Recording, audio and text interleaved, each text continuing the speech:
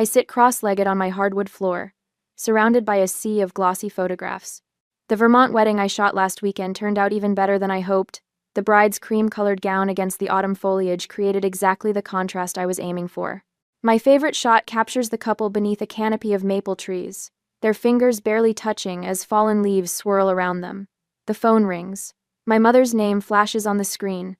I hesitate before answering, my finger hovering over the accept button. "Hi, Mom." I tuck the phone between my ear and shoulder, still organizing photos into potential album layouts. "Courtney." Her voice carries that familiar crisp edge. "I need to talk to you about Lily's wedding." I smile, thinking about my sister's upcoming Miami ceremony. I was actually planning to call her this week. I have some ideas for the photography that would be perfect for... You'll ruin your sister's wedding. Don't come. My coffee cup slips from my hand, shattering against the floor. Hot liquid splashes across the photographs, ruining hours of work. I barely notice. "What?" My voice sounds distant, like it belongs to someone else. "Lily needs all the attention," Margaret continues, her voice firm and unyielding. "Your success would overshadow her day." The room spins as I grip the edge of my desk. "Mom, that doesn't make any sense. I'm her only sister." All guests have received their invitations. Each word lands like a hammer blow. "Everyone except you." My stomach lurches.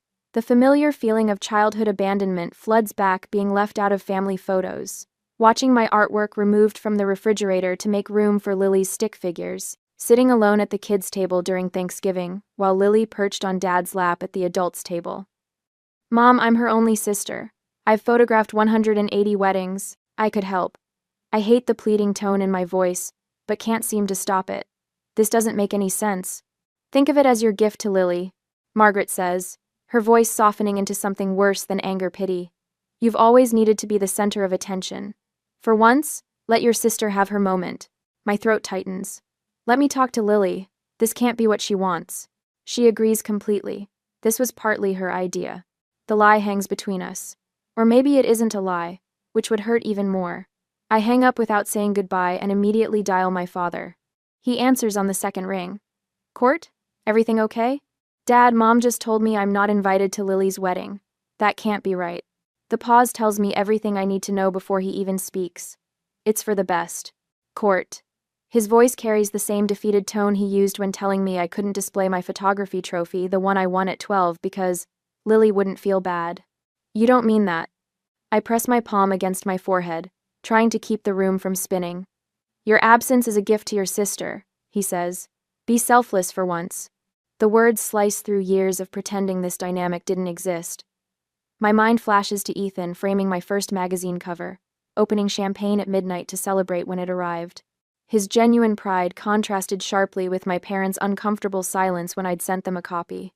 I looked down at the ruined photographs on my floor, moments I'd captured of strangers looking at each other with more love than my family has ever shown me. "I won't beg for an invitation to my own sister's wedding." The words emerge stronger than I expect. "Don't be dramatic." My mother's voice cuts in. "They must be on speakerphone. Think about someone besides yourself." "I've spent my entire life thinking about everyone else." My voice remains steady despite the earthquake happening inside me. Hiding my accomplishments. Making myself smaller. "All your cousins will be there," my father says. "Everyone's looking forward to celebrating with Lily. Don't make this difficult." The unspoken message is clear. The family narrative about me, the selfish, attention-seeking older sister, has already been established. They control how the extended family sees me. "I understand," I say finally, though I don't, not really. What I understand is that this pattern will continue forever unless I break it. My professional confidence and personal happiness can't survive if I keep accepting this treatment.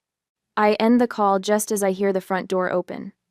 Ethan walks in, his camera bag slung over one shoulder, stopping short when he sees me surrounded by broken ceramic and coffee-stained wedding photos. "Courtney, what happened?" His concern stands in stark contrast to the coldness I just experienced from my parents. The words tumble out between sobs, the uninvitation, my parents' justifications, the lifetime of being diminished to make my sister shine brighter. Ethan kneels beside me, careful to avoid the broken mug fragments. "They've done this your entire life. It's not right." He helps me salvage the photos that weren't ruined, his hands gentle as he blots coffee from the prints. We work in silence for several minutes before he speaks again. Your sister's wedding is about her, he says quietly. But your life is about you. I look up at him, suddenly seeing clearly what I've been missing all these years. The choice isn't between attending my sister's wedding or staying home. The choice is between continuing to make myself smaller or finally standing at my full height. I've spent my life making myself smaller. I whisper, a new resolve taking shape. Maybe it's time to stand tall. 3 weeks pass like molasses. I try burying myself in work, editing wedding albums until my eyes blur, but my phone remains silent. No calls from my mother, no texts from Lily. The wound of being uninvited to my own sister's wedding festers beneath a veneer of normalcy. Until Amanda calls. Court, you won't believe what Lily just posted. Amanda's voice crackles through my speaker as I balance phone and coffee mug, scrolling through client emails. Amanda has been friends with both me and Lily since high school, straddling the uncomfortable divide between us. I'm not sure I want to know, I say, but curiosity pricks at me. Miami Beach, $800,000 budget, white tulip centerpieces flown in from Holland, 8-course dinner with a celebrity chef. My stomach twists. 800,000? That's nearly double what they originally planned. Bradley's parents offered to cover most of it. Amanda says, her voice dropping to a whisper. Court, there's something else. I had lunch with Jenny yesterday. She's in the wedding party. My fingers tighten around my mug. And? Bradley told Lily he didn't want you there. Said you make everything about yourself. The coffee scalds my throat as I swallow too quickly. He's never even met me. Jenny overheard Lily telling him stories. About how you stole attention at her Sweet 16. About your scholarship ceremony overshadowing her debate team win. None of this happened. The scholarship ceremony lasted 10 minutes before my parents insisted we hurry to Lily's debate competition. We never even stopped for celebratory ice cream. After ending the call, I open Instagram. My mother's latest post jumps from the screen. A photo of Lily and Bradley surrounded by white roses, champagne flutes raised toward the camera. The caption reads, "Sometimes the kindest thing is to step back and let others shine." The hidden message couldn't be clearer if she'd tagged me. I spend the afternoon digging through family albums stored in our spare room closet.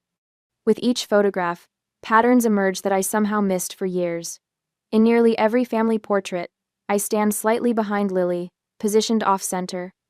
My grandparents' pride in my first photography exhibit, noticeably dimmed after my mother whispered something in their ears. The time my father asked me to tone down my excitement when I won state photography competition because Lily had a rough week. It wasn't isolated incidents. It was systematic. Ethan finds me surrounded by photographs when he returns from filming. Without a word, he sits beside me on the floor, picking up a family beach vacation picture where my smile looks strained. Look at this, he says, pulling up his laptop. He opens a folder labeled Courtney Client Reviews and begins reading. Courtney Palmer didn't just photograph our wedding. She captured the exact moment I realized I would spend my life with this person. She has a gift for seeing people as they truly are. He reads another. Every time we look at our wedding album, we relive the day through Courtney's eyes. She made our day magical. Then another and another dozens of testimonials praising not just my technical skill but my ability to capture authentic emotion. A stark contrast to my family's narrative. These people see you, Ethan says simply. Your family can't. I stare at the photograph in my hand, 16-year-old me holding my first DSLR camera, careful not to smile too broadly because Lily had just received a B on her math test. My whole life, I thought if I just achieved enough, they'd finally be proud. But that was never the deal, was it? The deal was that I would always diminish myself so Lily could feel exceptional. That's their story, Ethan says, not yours. Past midnight, my phone buzzes. Lily's name illuminates the screen. I consider letting it go to voicemail, but some stubborn hope makes me answer. Hey, she says, her words slightly slurred. Are you awake? I am now. I'm at Hannah's bachelorette weekend. Everyone's asleep but me. A pause. I miss you, Court. The familiar ache returns. Then why aren't I invited to your wedding? She sighs heavily. Mom's afraid you'll charm everyone. You always do. Another pause. Bradley's parents have all these important connections. The wedding has to be perfect. And I'd ruin it by existing? You don't understand what it's like, Lily whispers. Sometimes it's hard being the favorite. the expectations crush me. I almost laugh at the absurdity. You're worried about expectations? I've spent my entire life trying not to outshine you. That's not true. It is, and deep down you know it. Silence stretches between us. Finally, she says, I should go, and hangs up. I sit motionless in the dark living room until Ethan finds me there an hour later. His eyes, sleepy but concerned, scan my face. What if we got away for the weekend? He suggests, pulling me against him. Clear your head.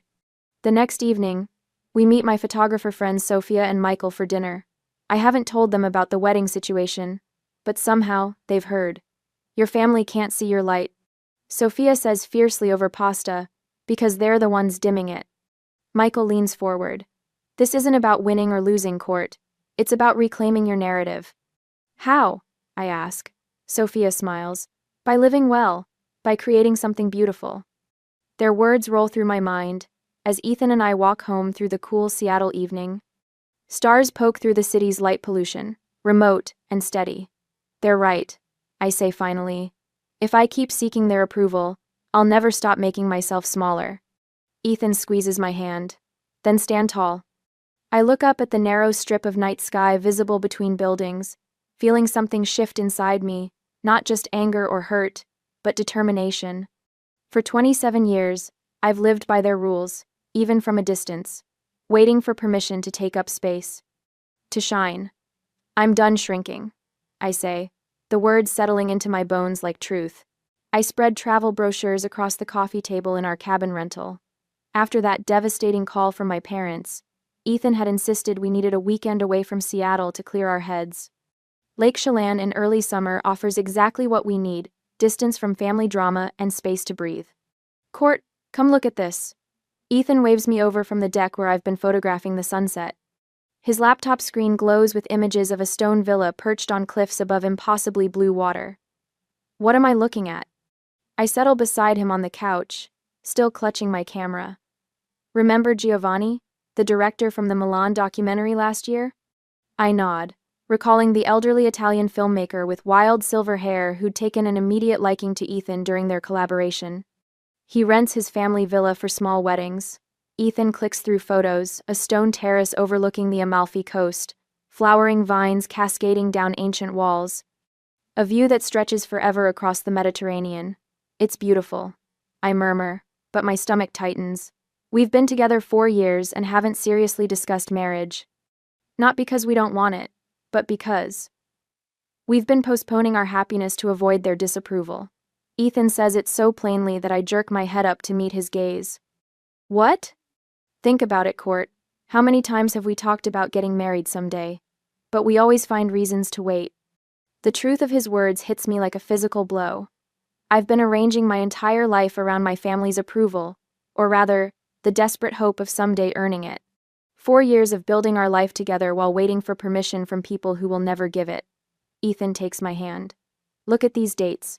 September 15th is available. My photographer's eye immediately calculates the angles, the light. That's perfect golden hour timing on the Amalfi Coast. 1 month before Lily's wedding, he adds softly. I look at him sharply. You think we should get married right before my sister? I think we should get married when and where we want to. We could have exactly the wedding we want, Court, not some production to please your parents or compete with Lily. Oh so. He's right. Even from across the country, I've been living by their rules, waiting for some mythical moment when they might finally see me, support me, celebrate me. September 15th. I whisper, my mind already composing shots. Evening light on ancient stone, jasmine scent carried on sea breezes, Ethan waiting for me against a backdrop of endless blue. Is that a yes? His smile is cautious but hopeful. I laugh, the sound surprising both of us. Yes, let's do it. For the first time since that devastating phone call, I feel something other than hurt. Something that feels dangerously like power. The next morning, I wake with surprising clarity. I find my phone and take it onto the deck, away from Ethan's sleeping form. Margaret answers on the 3rd ring. Courtney, is everything all right? Her concerned tone almost makes me laugh, as if I only call when something's wrong, which, to be fair, has been the pattern lately. Everything's fine, Mom. Better than fine, actually. I keep my voice calm, measured. I wanted to let you know that Ethan and I are getting married. Silence stretches between us. Then, what? When did this happen? We've been together 4 years. The timing feels right. I watch an osprey circle above the lake. We've found a perfect spot in Amalfi. Just 25 guests. Very intimate. You can't possibly plan a wedding while Lily is planning hers. The edge in her voice is familiar. Do you have any idea how stressed she is with all the details? This will upset her terribly. And in the past, those words would have made me backtrack, apologize, minimize. Today, they simply wash over me. I'm not asking permission, Mom. I'm sharing news. My voice remains steady. Our small ceremony won't affect Lily's wedding at all. This is exactly what I mean about you always needing attention. She snaps. First you make a fuss about not being invited to Lily's wedding, and now you're planning your own right before hers? I take a deep breath. This isn't about Lily. This is about the life Ethan and I are building. Richard! I hear her call to my father. Courtney is trying to upstage Lily's wedding with her own. I close my eyes, but instead of the familiar shame, I feel strangely calm. I need to go, Mom. I just wanted you to hear it from me directly. Courtney. Goodbye, Mom. I end the call on my terms, not hers. The osprey dives toward the lake surface, emerging with a fish in its talons.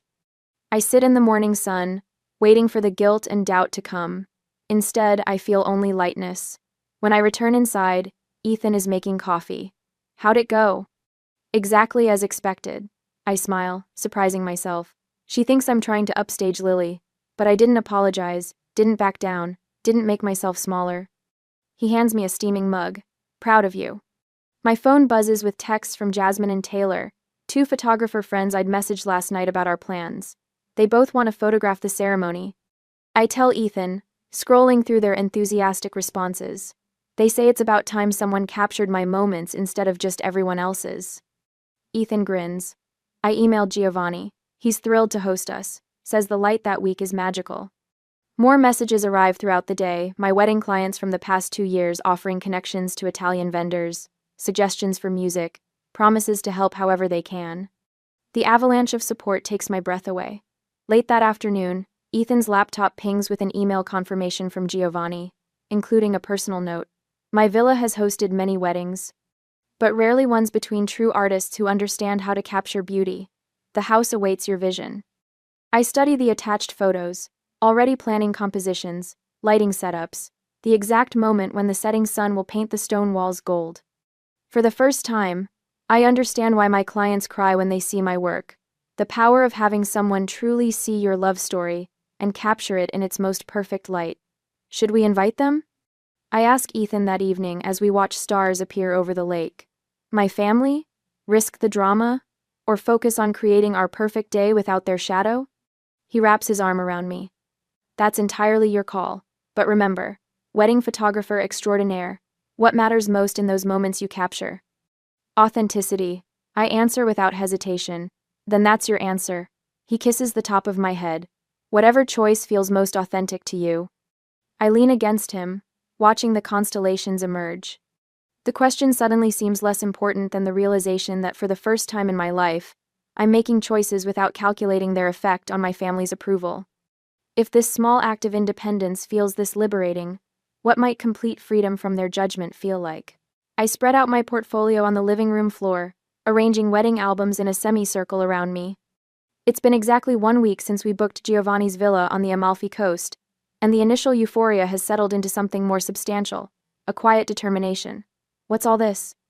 Ethan asks, stepping carefully between the albums. Research. I tap the cover of a winter wedding I shot in Vermont. I've photographed 180 weddings, but I've never analyzed what actually makes them meaningful. Our apartment has transformed into a command center. The dining table displays timeline charts, the walls showcase inspiration boards, and color-coded guest lists occupy every flat surface. My industry connections, florists, officiants, caterers have all reached out after hearing our news, but I'm filtering every offer through a single question. Does this authentically reflect us? Ethan sits cross-legged beside me, paging through an album from a Napa Valley ceremony. This doesn't feel like you're planning revenge anymore. It's not revenge, I say, studying a candid reception shot where the groom's elderly grandmother dances with a flower girl. This is about creating something genuine. The satisfaction I felt telling my mother about our wedding plans has faded. That momentary victory wasn't enough. What matters now is building something authentic, not reacting to their exclusion. I pull out my notebook where I've been studying techniques to document our own ceremony. Since we're both behind cameras professionally, I want to ensure we capture our day properly. I need to approach this like my most important wedding assignment, I tell Ethan. That means analyzing every component objectively. In my professional shoots, I constantly look for unguarded moments, a father tearing up, hands intertwining, laughter during the vows. Those split seconds reveal more than any posed portrait. Now I'm applying that same analytical eye to our ceremony.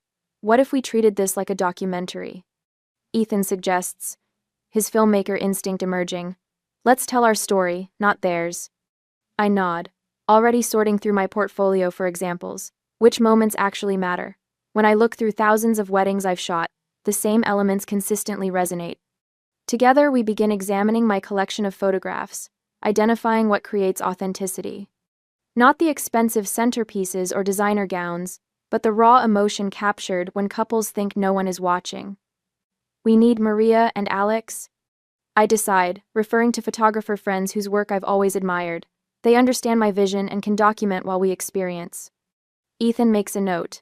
Giovanni emailed this morning about local vendors and legal requirements. The paperwork needs filing 6 weeks before the ceremony. Harmon. We spend the afternoon coordinating logistics, cross-referencing with Italian marriage requirements, and selecting the few guests who've consistently supported us. Each decision feels like laying another brick in a foundation that has nothing to do with my family, and everything to do with our future. The phone rings late that evening. My cousin Amanda's name appears on the screen. Courtney, she says without greeting. Lily just called me hysterical. She heard about your Italian wedding from Bradley's cousin who follows your friend Maria on Instagram. My stomach tightens. And? Your mom is calling everyone in the family. She's telling people you're deliberately sabotaging Lily's special time. I close my eyes, visualizing the network expanding, aunts, uncles, cousins, all receiving carefully crafted messages portraying me as the villain. What did you tell her? Consider, I ask. I said I needed to talk to you first, Amanda says, her voice softening. Court, are you doing this to get back at them? The question hangs between us. A week ago, the answer might have been yes. Now, looking at our meticulously crafted plans spread across the apartment, I know differently. We're creating something authentic, I tell her, not competing with anyone. After hanging up, I find Ethan standing in the doorway, concern etched on his face. They're mobilizing the extended family, I say. He steps forward, placing his hands on my shoulders. Does that change anything for us? I look around at our command center, every element selected to reflect our values rather than respond to their rejection. No, I say with certainty. We keep building. 3 days later, I stand at the window of our apartment, sunlight spilling across my open laptop where Giovanni's latest email glows on the screen. The Amalfi Coast villa looks even more perfect in the new photos he sent, weathered stone walls draped with flowering vines, a terrace overlooking the Mediterranean, and the ancient olive trees that will provide branches for our ceremony. Did you see what Giovanni found? I call to Ethan, who's arranging camera equipment in the living room, a local florist who specializes in jasmine garlands. The scent will be incredible at sunset. Ethan looks up from his packing, a smile spreading across his face. That's exactly what we talked about. The documentary crew is confirmed too. Marco and Sarah will handle the main coverage while I focus on just being your groom. Our living room has transformed into a command center over the past weeks. Inspiration boards line the walls with fabric swatches in natural tones, sketches of table arrangements, and lighting diagrams for the golden hour when we'll exchange vows. No detail has been left to chance. I finalized the invitations this morning, I say, sliding a cream-colored envelope across the table toward him. Inside is a handcrafted card with pressed olive leaves and our names in simple calligraphy. Just 25 people who've consistently been there for us. Ethan examines the invitation, running his finger over the raised lettering. Perfect. Elegant without being showy. He meets my eyes. This is about creating memories that matter, not impressing anyone. I nod, feeling a calm certainty that has replaced the frantic energy of our initial planning. We're building something authentic, something that reflects who we are as a couple and as individuals. Each decision feels right in a way I never experienced when trying to please my family. My phone buzzes on the table. Lily's name appears on the screen. My stomach tightens as I pick it up, scanning the message. The Italian consulate said you filed for a marriage license. Why are you trying to steal my spotlight? My hands tremble slightly as I set the phone down. Lily knows about the license. I show Ethan the message. How would she even find that out? Your mother must have connections, Ethan says quietly. Or they've been watching closely. What if they try to interfere? The question slips out before I can stop it. What if they contact Giovanni or try to turn our guests against us? Ethan takes my hands, his grip steady and warm. Then we adapt. We've already decided who matters in our lives. The people coming to Italy are the ones who truly support us. My phone buzzes again with another text, this time from my cousin Jenna. Aunt Margaret called asking about your Italian wedding. She seems really upset. What's going on? Then another message from my college roommate. Your dad just reached out about some wedding in Italy? Are you okay? I close my eyes, feeling the walls closing in. They're mobilizing the extended family, just as they did with the Miami wedding. The familiar pattern of pressure and guilt sweeps over me. They're contacting everyone, I whisper, making me sound selfish again. That was always their plan, Ethan says. Question is, do we engage with these accusations or stay focused on our vision? I look around at our carefully crafted plans, the result of weeks of thoughtful consideration. I don't want to get pulled into their drama. This isn't about them. Later that evening, after securing our venue's privacy settings and alerting our small guest list about potential contact from my family, I step onto our balcony.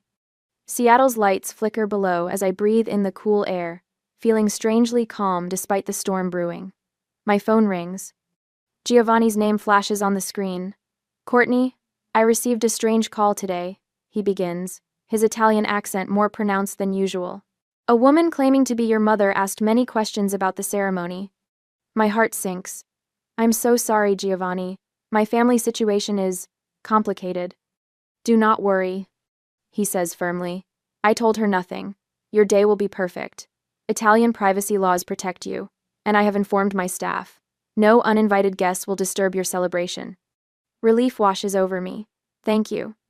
After we hang up, Ethan joins me on the balcony, wrapping his arms around my waist. Everything okay? Giovanni got a call from my mother, but he handled it perfectly. I lean back against him. He's taking extra security precautions just to be safe. Let's just focus on us, Ethan says, his voice steady in my ear. What happens in Miami doesn't matter. Standing there in the growing darkness, I realize how much I've changed. 6 months ago, my mother's call would have sent me into a tailspin of guilt and doubt. Now I feel centered, prepared, focused on creating something beautiful rather than reacting to their attempts to diminish me. The time for strategic preparation is ending. Next week, we'll board a plane to Italy, and all our careful planning will come to fruition. I can almost smell the jasmine and olive groves, feel the warm Mediterranean breeze on my skin as we exchange vows. Whatever storm my family might be brewing, we're ready. A week later, my phone buzzes at dawn. I've been up for hours anyway, organizing our photography timeline for the ceremony. Ethan sleeps peacefully beside me, his breathing steady and deep. The caller ID reads, Mom, and my stomach tightens. I take my coffee to the balcony before answering. Hello? You need to cancel Italy. Margaret's voice sounds different, not her usual controlled displeasure, but something sharper, more dangerous. That's not happening. I watch a seagull land on the railing across from me. Listen carefully, Courtney. If you go through with this, you'll never be welcome in this family again. The seagull takes flight as a car horn blares below. My fingers tighten around my mug. I don't understand why my wedding threatens you so much. Don't try to twist this. You know exactly what you're doing. Her voice vibrates with rage. 1 month before Lily's wedding? After everything we've done for you? A familiar male voice comes through the speaker. Dad? They've put me on speakerphone. You've always been selfish, Richard says, his disappointment cutting through the morning air. This proves it. I move back inside, not wanting neighbors to hear this conversation. I'm getting married to the person I love in a place that means something to us. How is that selfish? Lily's been hospitalized with anxiety attacks because of you, Margaret says. My heart stops. What? Is she okay? As if you care. Her voice drips with venom. Her doctor says the stress you're causing could affect her long-term health. The lie hangs between us. I've seen Lily's Instagram stories from her bachelorette party in the Bahamas 3 days ago, laughing on a yacht, cocktail in hand. That's not true, I say quietly. I saw her posts from the Bahamas. A pause. She pushed herself to go because she didn't want to disappoint her bridesmaids. My phone buzzes with a text. It's my cousin Rachel. Is it true you're stealing Lily's thunder? Everyone's talking about it. Go. Your grandmother may not be around for another wedding, Dad adds, his strategic guilt perfectly timed. She's heartbroken you'd choose a foreign ceremony she can't attend. My grandmother, who, according to Aunt Pamela, hasn't left Florida in 15 years. Your cousin Rachel agrees with us. Margaret continues. So do the Petersons. Even Julie thinks you're being cruel. Julie. My childhood best friend who moved to Australia 5 years ago and hasn't spoken to my mother since. You're lying, I say, surprising myself with how steady my voice sounds. Julie hasn't spoken to you in years. Another call beeps through Uncle Frank. Then a text from my mother's neighbor, Susan. Honey, are you sure about this Italian wedding? Sounds expensive and unnecessary. The coordinated assault is almost impressive. Cancel Italy, Margaret says again, or accept that you're no longer part of this family. My throat tightens. Is that what Lily wants too? This is coming from all of us. You've pushed your sister to her breaking point. I walk to the wall where Ethan and I have pinned our wedding plans, local olive branches and jasmine flowers, the cliffside view at sunset, our handwritten vows. I touch the corner of a photo, showing Giovanni's villa bathed in golden light. I'll think about what you've said. I tell them, not because I'm considering cancellation, but because I need this call to end. After hanging up, I sit at our kitchen counter, hands trembling despite my calm words. Ethan emerges from the bedroom, instantly reading the situation. Your parents? He asks, reaching for my hand. I nod. They've escalated.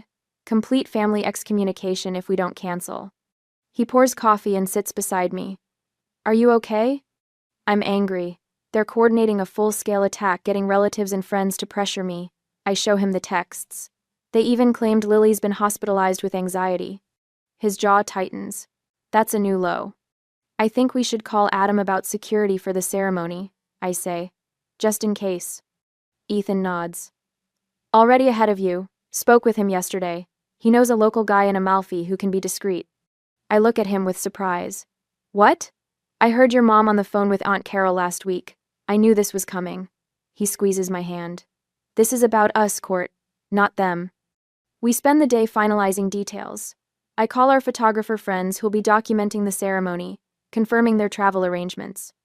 Ethan contacts the videographer who'll capture everything documentary style. Giovanni emails confirming the jasmine and olive branch arrangements.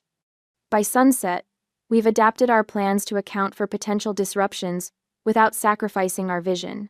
The villa will have subtle security. Our guest list remains unchanged, 25 people who've consistently supported us. My phone rings again just after midnight. Lily. I answer hesitantly. Hello? Did Mom call you? Her voice sounds strained, nothing like her usual confident tone. Yes. A long pause. I didn't ask her to. I say nothing, waiting. Is it beautiful? She asks finally. The place in Italy? The question catches me off guard. Yes. It overlooks the Mediterranean. The light at sunset is perfect for photographs. She makes a small sound, almost like longing. 25 guests? Just people who matter to us. Another pause. Part of me wishes I was having your wedding instead of mine. The admission hangs between us. 230 people I barely know. Most of them are Bradley's family connections. For the first time, I feel something other than anger or hurt. I feel sorry for her. It's not too late to change things. I offer, though I know she won't. You know I can't. Her voice hardens again. Mom would never forgive me. Mom's forgiveness seems pretty conditional these days. Lily laughs without humor. Always has been. She pauses. I should go. Bradley's waiting. Lily. Just take good pictures, okay? The line goes dead. The next morning, Ethan and I stand in the airport terminal with our luggage. Our flight to Naples boards in 20 minutes. From there, we'll drive along the Amalfi Coast to Giovanni's villa. Last chance to back out, Ethan says, his eyes telling me he knows I won't. I look down at our boarding passes, then at the photo on my phone, Giovanni's villa against the Italian sunset, the perfect backdrop for a photographer's wedding. I think of my mother's ultimatum, my father's disappointment, my sister's whispered confession. No turning back, I say, slipping my hand into his. We board the plane, finding our seats by the window. As the aircraft begins taxiing, I review our wedding vows one last time. Words that honor our chosen family. Words that speak to the life we're building, not the one I'm leaving behind. Ethan leans over to kiss my temple. This is about us, not them. The plane accelerates down the runway, lifting into the air. Below us, Seattle grows smaller until it disappears beneath the clouds. Ahead lies Italy, Giovanni's villa, and the ceremony that will decide everything. I close my eyes and finally allow myself to feel excitement. No matter what happens with my family, in 3 days I'll marry Ethan in the golden Mediterranean light, surrounded by people who truly see me. No turning back. I whisper again, this time with certainty instead of fear. On our wedding day, I stand at the edge of Giovanni's villa terrace, breathing in the scent of jasmine that winds through the iron railings. The September sun hangs low over the Amalfi Coast, bathing everything in that perfect golden light I've spent years chasing through my camera lens. Is it everything you hoped for? Ethan asks, sliding his arm around my waist. Better, I whisper, my voice caught somewhere between awe and disbelief. The Mediterranean spreads before us, a canvas of deep blue dotted with fishing boats returning to harbor. Behind us, our 25 guests mingle on the stone patio where white wooden chairs face an arbor draped with olive branches and jasmine vines. Giovanni approaches, his weathered face creased with genuine pleasure. The light is perfetto today, he says, gesturing toward the horizon. In 40 years filming here, I have never seen it more beautiful. He squeezes my hand. Your photographer friends are setting up now. They say the conditions are ideal. I nod, unable to form words. After years of capturing other couples' memories, today my vision will shape my own wedding. James and Vanessa, 2 photographers I've collaborated with for years, position themselves at opposite ends of the terrace. Not competing, but complementing, capturing different angles of the same authentic moment. Just as we planned. 10 minutes, Ethan's friend Marcus announces, adjusting his camera rig for the documentary filming we've arranged. No staged moments, no artificial poses. Just truth. I retreat to the villa's master bedroom, where my simple silk dress hangs by the window. The fabric catches the breeze, dancing slightly. Not a princess gown like Lily's, but exactly what I would have chosen for my most important client.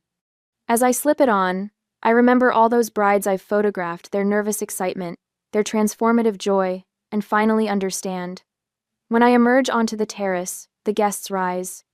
Their faces, friends who've celebrated my successes when family wouldn't, clients whose weddings became friendships, colleagues who respect my vision reflect back the person I am, rather than the diminished version my family insists upon.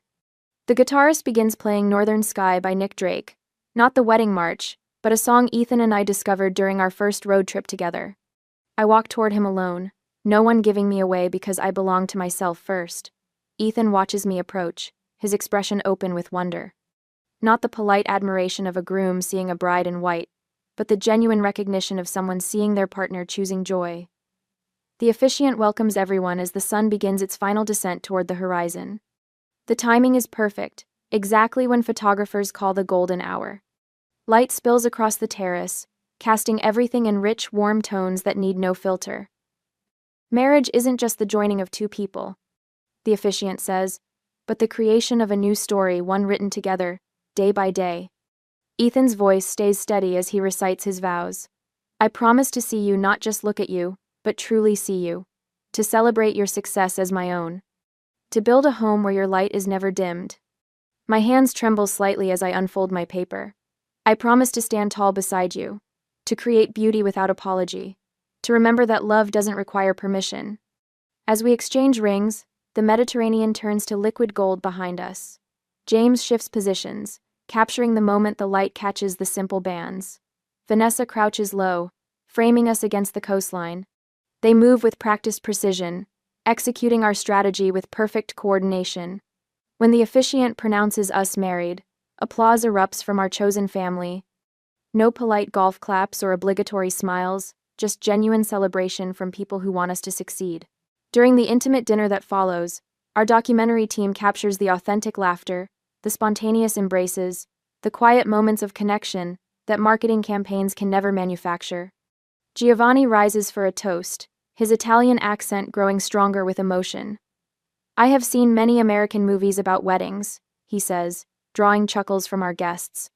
Always there is drama, always someone objects, but true love, he pauses, looking directly at me, true love requires courage to claim your own story. I glance at Ethan, who squeezes my hand under the table. My own story, not the supporting character in someone else's. The evening unfolds exactly as I envisioned. The guitarist plays soft melodies as twilight deepens. Strings of lights illuminate the terrace where our friends dance without self-consciousness. No forced traditions, no performative cake cutting, no obligatory dances with fathers who diminish you. Hey! James approaches, his camera hanging at his side. I got something earlier I think you should see. He shows me his camera display, a shot taken during the ceremony. Ethan and I in profile, our hands joined, the Mediterranean spread behind us in a wash of gold and blue. The angle captures the jasmine vines framing us perfectly, while the light creates a natural halo effect. It's exactly what I would have composed for my highest paying client. Do you mind if I post this one? James asks. It's special. I nod, suddenly unable to speak. As James walks away to upload the image, Vanessa appears at my side. That's going to break the internet, she predicts, nodding toward James's retreating figure. It's just a wedding photo, I say automatically. The habit of minimizing my success is still strong. No, she corrects gently. It's art. Later, as Ethan and I share a quiet moment at the terrace edge, my phone begins buzzing with notifications. James's single image has exploded online. 800 comments already, Ethan murmurs, scrolling through my phone. Listen to this one. Most beautiful ceremony I've ever seen. From Helena Baxter. From Helena Baxter. The Helena Baxter? I ask, disbelieving. Helena Baxter, whose wedding photography book sits on my desk at home, whose work inspired me to pursue this career. Ethan nods, continuing to scroll. The Italian Tourism Board just reshared it with Wedding of the Year caption. The notifications keep coming. Industry professionals asking who captured the image. Magazines requesting permission to feature it. And most significantly, comments from people I've never met, moved by the authentic joy radiating from the photograph. This is what they were afraid of. Ethan says quietly. Not that you'd ruin Lily's wedding, but that you'd prove them wrong. I lean against him, watching stars emerge above the darkening Mediterranean. For years, I've captured other people's happiest moments. Today, I created my own. Marcus approaches, documentary camera still rolling. You've created something extraordinary, Court, he says, using Ethan's nickname for me. Giovanni joins us, his weathered face serene in the soft evening light. Your vision has honored this place, he says simply. Many Americans come to take from Italy's beauty. You have added to it. As the evening deepens, James returns, his face alight with excitement. You need to see this, your photo just hit 1 million views. InStyle magazine commented asking for contact information. I check my phone again, surprised to find texts from extended family members, cousins and aunts, who declined our invitation. Words of admiration and, perhaps more tellingly, regret. But their validation no longer matters. The success of this day isn't measured in views or comments or even professional recognition. It's measured in the authentic joy captured in James's photograph. It's measured in the chosen family surrounding us. It's measured in the fact that for the first time in my life, I didn't make myself smaller to make someone else feel bigger. As midnight approaches, Ethan and I slip away from the celebration to a quiet corner of Giovanni's garden. Above us, stars scatter across the Italian sky like diamonds on velvet. How does it feel? Ethan asks softly. I consider his question carefully, searching for the perfect words. In this moment, I am not Courtney the second choice, Courtney the attention seeker, Courtney who must be diminished. I am simply Courtney, artist, partner, creator of my own story.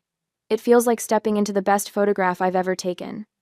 I reply, and realizing I'm finally exactly where I belong. I wake to sunlight streaming through our bedroom window, casting golden patterns across the sheets. 6 months after our Amalfi Coast wedding, the familiar tightness in my chest when thinking about my family has dissolved into something lighter. My phone buzzes with notifications. 3 major wedding magazines want feature stories on what industry blogs now call the Amalfi Revolution. A smile forms as I remember the moment that image went viral.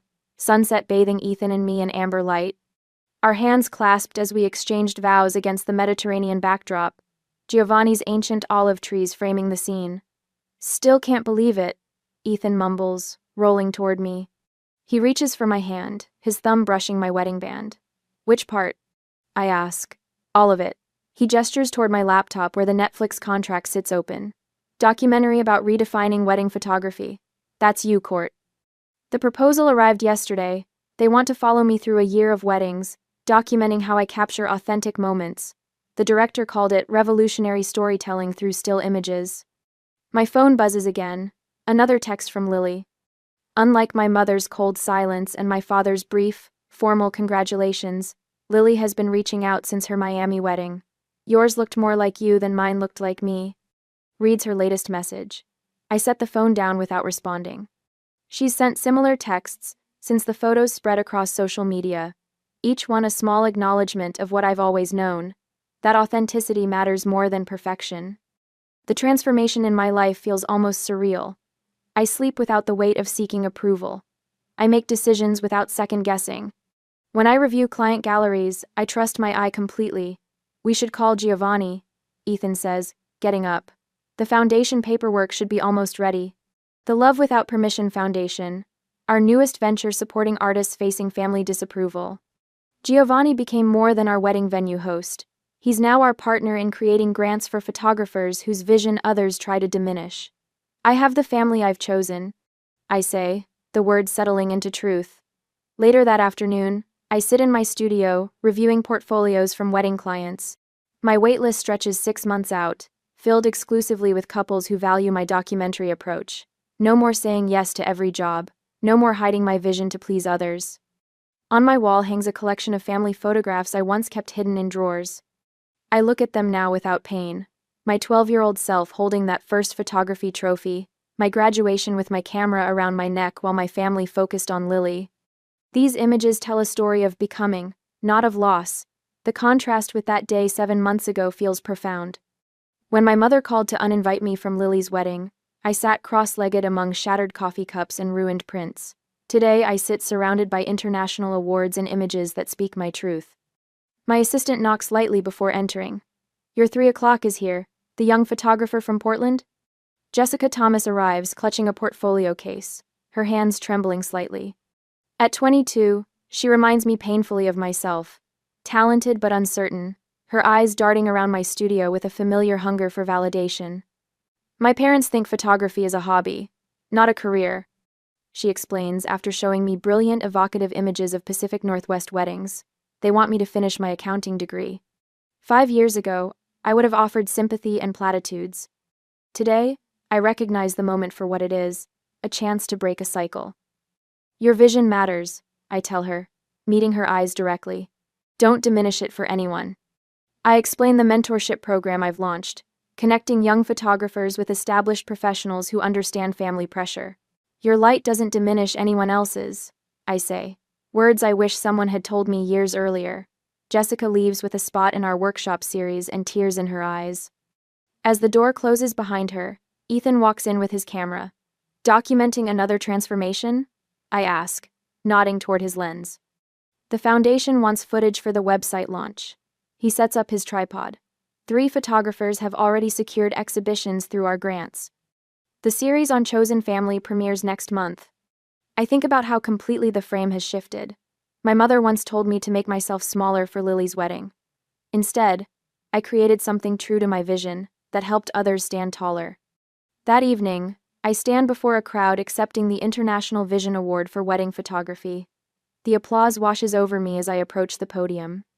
The faces looking back include colleagues who documented our Amalfi ceremony, clients whose authentic moments I've captured, and Jessica sitting proudly in the front row. The frames we choose define the story we tell. I begin, voice steady and strong. For years, I allowed others to frame my story through their limitations.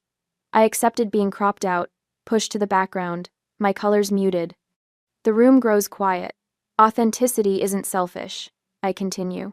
It's the greatest gift you can give, to yourself and to others seeking permission to shine. As I hold the award, I think about that broken coffee cup on my floor, the ruined photographs, the moment when everything changed.